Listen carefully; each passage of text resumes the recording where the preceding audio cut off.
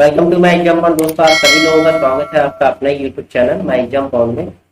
जय हिंद दोस्तों हमने लास्ट क्लास में बौद्ध और जैन धर्म से संबंधित एनसीईआरटी बुक से 50 क्वेश्चन का सॉल्व किए थे। अब उससे आगे के क्वेश्चन देखेंगे।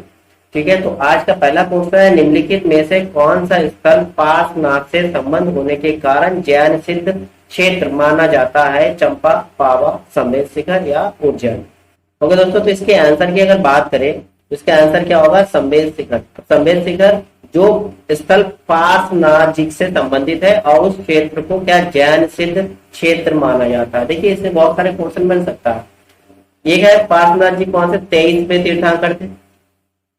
दूसरा, इनसे संबंधित क्षेत्र संवेद शिखर। इस क्षेत्र को क्यों प्रसिद्ध है? क्योंकि यहाँ पर पार्श्वनाथ जी का निर्वाण हुआ था, अर्थात मृत्यु हुए थे।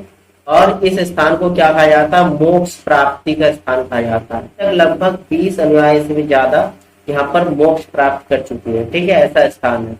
और जैन धर्म के अगर लास्ट अंतिम तीर्थंकर की बात करें वो 24वें तीर्थंकर कौन है? महावीर। ठीक है दोस्तों, तो यहाँ से आपके कितने क्वेश्चन बन गए? जैसे पार्श्वनाथ जी कौन से तीर्थंकर थे? भाई 23वें नंबर के तीर्थंकर। इनसे संबंधित स्थल जहाँ पर इन्हें मोक्ष प्राप्त किए, संवेद शिखर।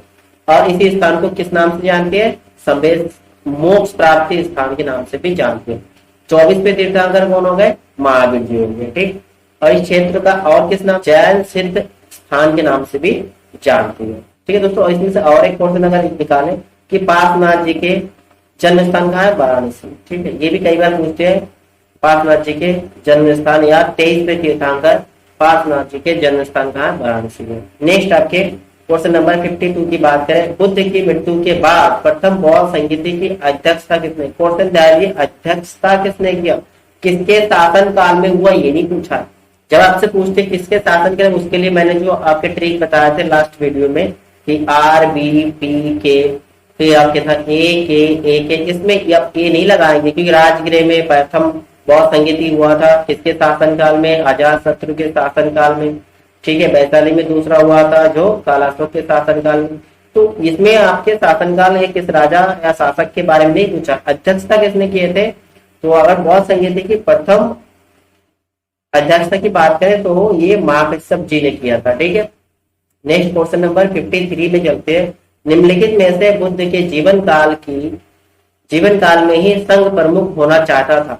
ठीक है, बुद्ध जी के जीवन काल में बौद्ध के प्रमुख होना चाहता था कौन? देवदत्त, महाकश्यप, उपाली या आनंद। इसके आंसर की बात की भाई देवदत्त जो है बौद्ध के जीवन काल में ही संघ का प्रमुख होना चाहता था। नेक्स्ट आपके क्वेश्चन, और हेलियोडोरस का वेशनगर अभिलेख संदर्भित है संकर्षण तथा वासुदेव से, संकर्षण तथा प्रद्युम्न से, संकर्षण और प्रद्युम्न तथा वासुदेव से या केवल वासुदेव से? ये यूपीएससी के क्वेश्चन है। ये हेलियोडोरस का वेशनगर जो है वो वासुदेव से संबंधित है। ठीक है, नेक्स्ट आपकी क्वेश्चन नंबर 55, बौद्ध धर्म के विषय में कौन से कथन सही है? उसने वर्ण एवं जाति को अस्वीकार किया, बिल्कुल सही है। नेक्स्ट, उसने ब्राह्मण वर्ग की उच्च सर्वोच्च सामाजिक कोटि को चुनौती दी, ये भी बात सही है। नेक्स्ट कह रहा है उसने कुछ एक शिल्पों को हीन, मतलब जो शिल्पकार होते हैं उनको हीन या निम्न माना, जी ये गलत है। तो आपका आंसर का पहला और दूसरा सही है, पहला और दूसरा जो है सही है। ठीक है दोस्तों, इसमें से और एक क्वेश्चन बन रहा है कि बौद्ध धर्म का जो प्रमुख है गौतम बुद्ध। गौतम बुद्ध कौन से कुल या जाति से थे? वो कौन से थे? समाज वर्ग से, क्षत्रिय समाज या क्षत्रिय वर्ग से थे। ठीक है, क्षत्रिय वर्ग से थे वो। ठीक है, नेक्स्ट आगे के क्वेश्चन में चलते हैं 56, क्वेश्चन नंबर 56, वासुदेव कृष्ण की पूजा सर्वप्रथम किसने प्रारंभ की? सारवतों ने, वैदिक आर्यों ने, तमिलों ने या अहीरों ने?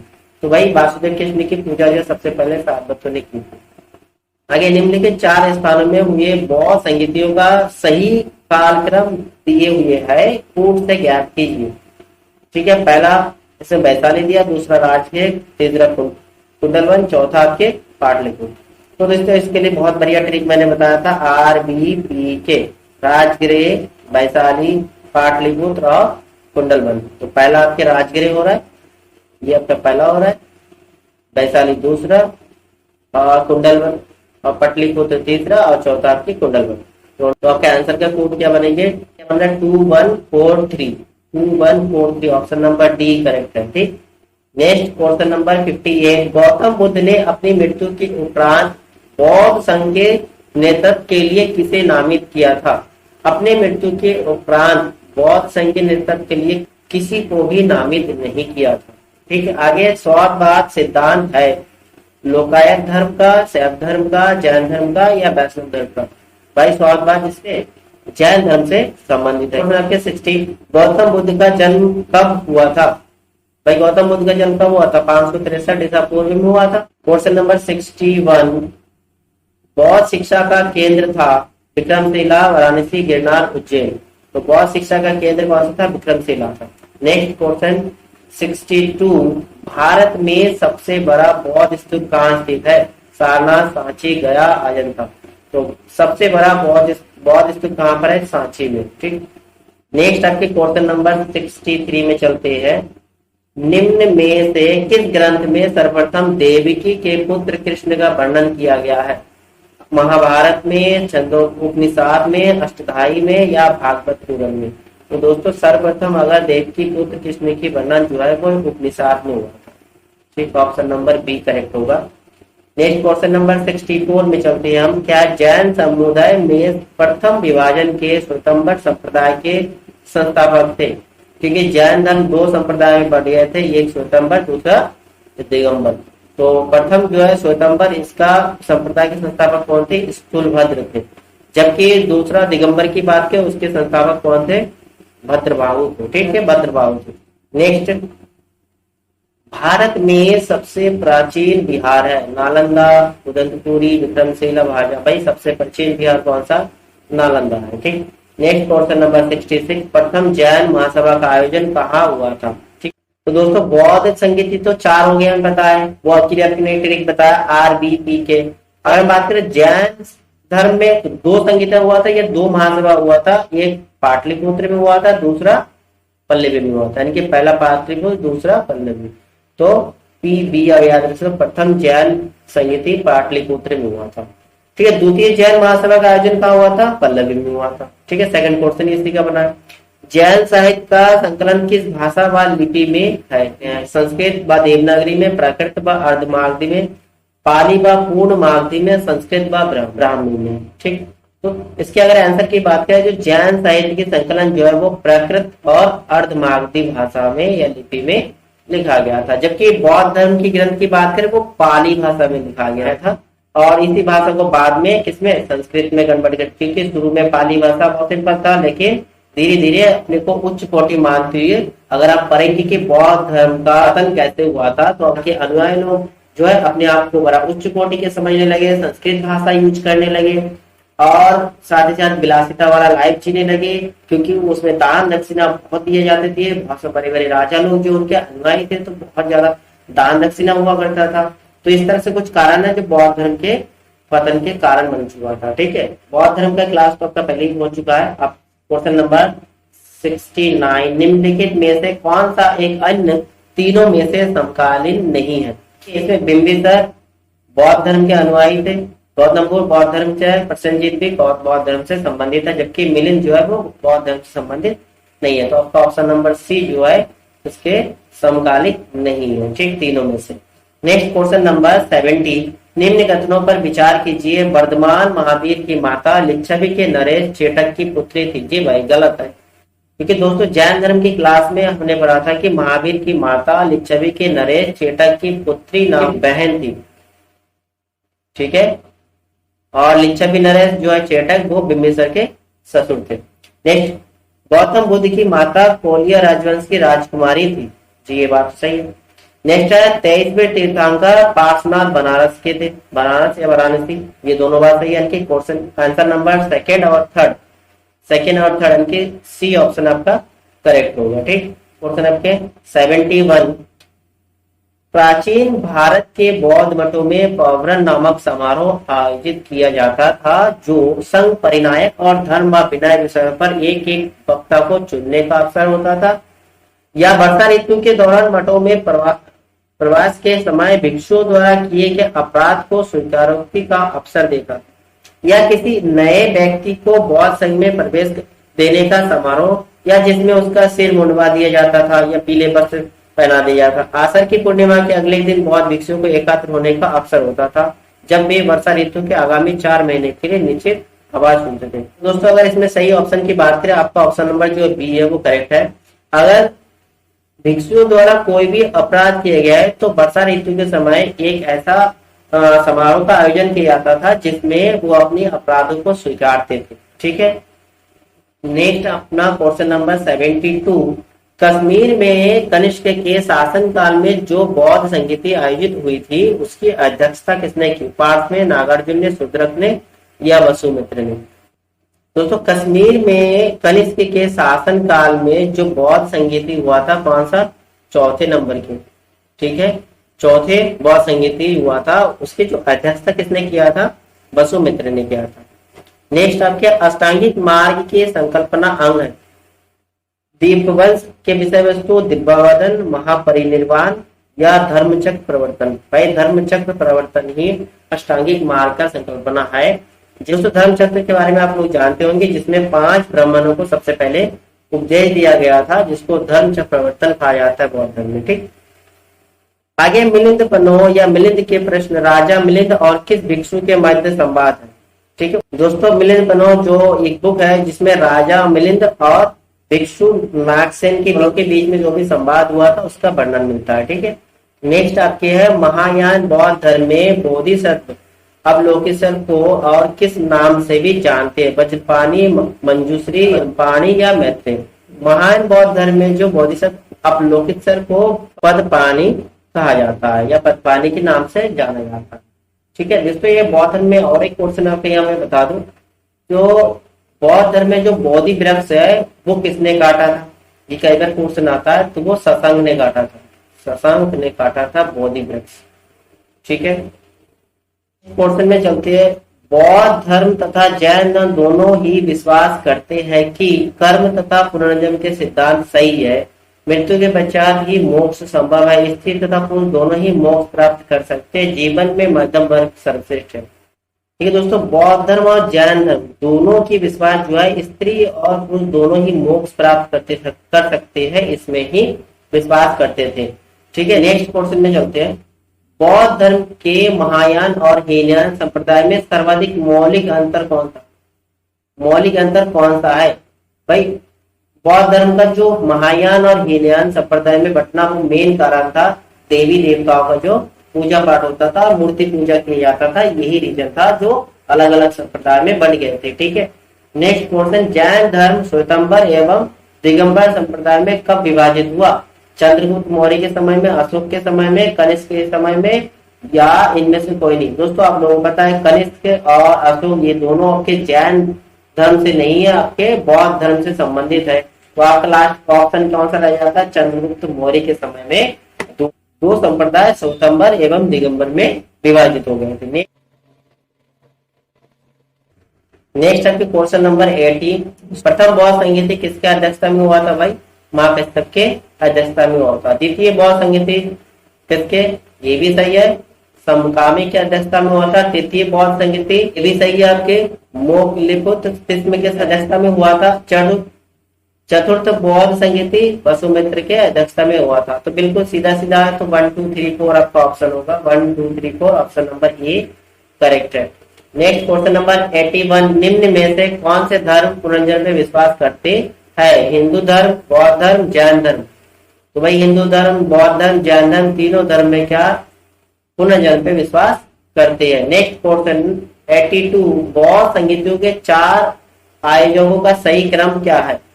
ये फिर हम उसी ट्रिक में चलते RBPK। ठीक है, इसी से संबंधित बहुत सारे क्वेश्चन बनते हैं और इम्पोर्टेंट भी है। क्या? राजगिरी, वैशाली, पाटलिपुत्र और कुंडलवन। A पहला अजात शत्रु, कालाशोक, अशोक और कनिष्क। अजात शत्रु से शुरू होता है, तो अजात शत्रु से ये डी नंबर शुरू, अजात शत्रु, कालाशोक, अशोक और कनिष्क। ठीक है, क्वेश्चन नंबर 83 की बात करते हैं। निम्न में से कौन एक त्रिपिटक का अंग नहीं है? जातक, सूत, विनय, अधिधम। ये इसमें जातक जो है बौद्ध धर्म के एक विशेष ग्रंथ है जिसमें उनके अनुयायी का पुनर्जन्म के बारे में बहुत सारे व्याख्याएं दिए गए हैं, जबकि ये तीनों जो है वो त्रिपिटक का अंग है। ठीक, और एक बात यहाँ पर जो त्रिपिटक जो बौद्ध धर्म से संबंधित और त्रिरत्न की बात करें, त्रिरत्न जो आपके किसमें जैन धर्म से संबंधित है। ठीक है, नेक्स्ट आपके क्वेश्चन नंबर 84, ऋग्वेद में किन दो जैन तीर्थंकरों का उल्लेख मिलता है? ऋषभदेव और अरिष्टोनेमी, पार्श्वनाथ और निकृंतनाथ पुत्र, या अश्वजीत और संजय, या ऋषभदेव और पार्श्वनाथ। तो दोस्तों ऋग्वेद में दो जैन तीर्थंकरों का उल्लेख होता है, वो कौन कौन से? ऋषभदेव और अरिष्टोनेमी। ठीक, ऋषभदेव जो आपके प्रथम है, अरिष्टोनेमी जो आपके 22 में है। ठीक, next question number 85, question number 85, सूची 1 को सूची 2 से सुमेलित कीजिए। कैवलिन, कैवलिन मतलब या कैवल बोलती है, कैवलिन या इसको दूसरा नाम कैवल भी लिखा होता है। कैवल मतलब सर्वोच्च ज्ञान या पूर्ण ज्ञान प्राप्त करना, जिनका अर्थ होता है विजेता या अपने इंद्रियों को जीतने वाला। महावीर जी के बारे में बात करते हैं, ये भी आपके सीधा सही है। अपरिमित पराक्रमित है। निर्ग्रंथ मतलब बंधन रहित, बंधन रहित, ये भी आपके सीधा आपके हो रहा है 1 2 3 4, option number A 1 2 3 4 is correct. Question number 86, Mahavir ने जैन संघ की स्थापना कहाँ की? कुंडग्राम, पावा, वैशाली या वाराणसी में? दोस्तों महावीर जी ने जैन संघ की स्थापना जो है पावा में की थी, और पावा में ही महावीर जी का निर्वाण हुआ था, अर्थात मृत्यु हुआ था वहीं पर। ठीक, आगे नेक्स्ट है, महावीर की मृत्यु के बाद जैन संघ का अगला अध्यक्ष कौन हुआ? गौसाल, मल्लीनाथ, सुदर्शन या वर्ष स्वामी? तो महावीर जी की मृत्यु के बाद जैन संघ का जो अध्यक्ष वो कौन बने थे? सुधर्मन बने थे। ठीक, नेक्स्ट क्वेश्चन नंबर 88, अनुव्रत शब्द किस धर्म से जुड़ा है? जैन धर्म, लोकायत मत, हिंदू धर्म या बौद्ध धर्म? तो दोस्तों अनुव्रत की बात है, अनुव्रत जो है जैन धर्म से संबंधित शब्द है। नेक्स्ट आपके बात करते हैं क्वेश्चन नंबर 89, जैन ग्रंथ कल्पसूत्र की रचयिता है? भद्रबाहु, स्थूलभद्र, हेमचंद्र या स्वयंभू? दोस्तों जैन धर्म की कल्पसूत्र की रचयिता की बात करें तो रचयिता कौन थे? भद्रबाहु जी थे। नेक्स्ट आपके परिशिष्ट पर्व जो कि जैन धर्म से संबंधित रचना है कि रचयिता कौन थे? भद्रबाहु, स्थूलभद्र या हेमचंद्र, स्वयंभू? तो इसके रचयिता कौन? परिशिष्ट पर्व ये हेमचंद्र जी इसके रचयिता है। ठीक, नेक्स्ट है, किस जैन रचना में 16 महाजनपदों का उल्लेख मिलता है? भगवती सूत्र में, 14 पूर्व में, अजरंग सूत्र में, अपिटक में? 16 जनपदों का उल्लेख जो है भगवती सूत्र में मिलता है। नेक्स्ट क्वेश्चन नंबर 93, जैन तीर्थंकर पार्श्वनाथ द्वारा प्रतिपादित 4 महाव्रतों में महावीर स्वामी ने 5वें महाव्रत के रूप में क्या जोड़ा? कितना बनता है? पार्श्वनाथ द्वारा प्रतिपादित कितने महाव्रत थे? 4 है, और 5वां कौन दिए थे? महावीर जी। तो कितने महाव्रत हो गया? 5 हो गया। तो उसमें 4 एक अहिंसा, आस्ते, अपरिग्रह, और 5वां जो है ब्रह्मचारी, इसको महावीर जी ने महाव्रतों में जोड़ा था। ठीक है, तो 5वां महाव्रत कौन सा हो गया? ब्रह्मचारी। नेक्स्ट 93 क्वेश्चन नंबर, जैन शिल्पकला के उदाहरण है? उड़ीसा का बाघ गुफा, खंडगिरी, हाथी गुफा मंदिर, आबू राजस्थान का दिलवारा मंदिर, या रनकपुर या जोधपुर के निकट का चौमुख मंदिर, श्रावण बेला गोला, कर्नाटक का गोमतेश्वर, बाहुबली की प्रतिमा?